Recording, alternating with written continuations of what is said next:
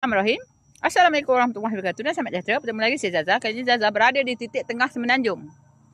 Okey, dekat sini. Ni kalian boleh tengok. Ada Tok Ipoh. Rakit plat. Tangga. Kuala Terengganu 22. 22. 228 km.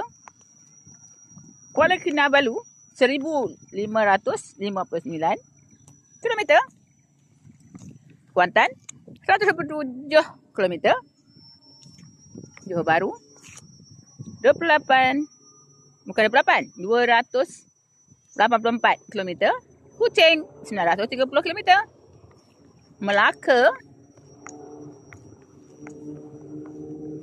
140 km. Seremban 91 km.